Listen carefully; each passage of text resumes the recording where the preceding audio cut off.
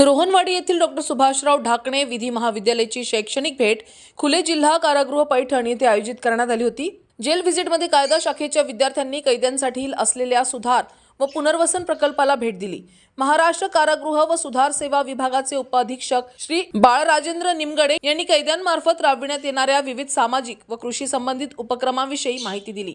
कैद्यांमार्फत चालविले जाणारे विविध उद्योग व व्यवसाय विद्यार्थ्यांनी पाहिले।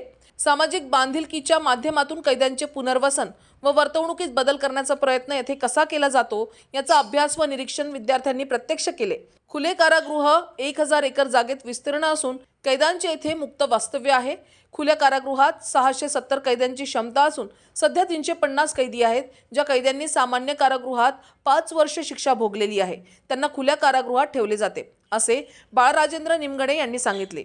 बंदीजन शेती करतात, कॅन्टीन उपहारगृह चालवतात, स्वतः विविध वस्तू बनवून कारागृहातील बाजारात विकून तसेच केश कार्तनालय चालवून आर्थिक उत्पन्न शासनास मिळवून देतात व कैद्यांना सुद्धा मानधन मिळते। काही कैदी कारागृहाचे स्वयंपाकगृह चालवून सर्वांचे भोजन बनवतात, असे यावेळी दिसले। विद्यार्थ्यांनी विविध प्रश्न विचारले व उत्तरे कर्मचाऱ्यांनी तसेच कैद्यांनी दिली। कैद्यांचा कौशल्य विकास केला जातो व सामाजिकरण करण्याचा प्रयत्न कारागृहात केला जात असल्याचे दिसून आले।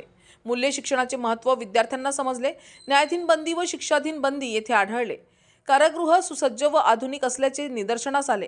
कारागृह परिसरात ग्रंथालय असून पुस्तक व वर्तमानपत्र वाचनास मिळते, तसेच ई-लायब्ररी सुद्धा असून येथे कैदी अभ्यास करतात। प्राथमिक उपचारासाठी रुग्णालय सुद्धा आहे। आरोग्य शिबिर सुद्धा येथे आयोजित केले जात असल्याचे समजले। यावेळी प्राचार्य क्रांतिलक्ष्मी मुदिराज, उपप्राचार्य धनश्री माटे, प्राध्यापक सुभाष बोर्डे, प्राध्यापक संदीप पटेकर, शैक्षणिक भेट व कारागृह भेट समन्वयक प्राध्यापक संदेश तुपे व वाहन चालक बबन मांगदरे उपस्थित होते। न्यूज एक्सप्रेस करिता डॉक्टर निलेश पवार, छत्रपती संभाजीनगर।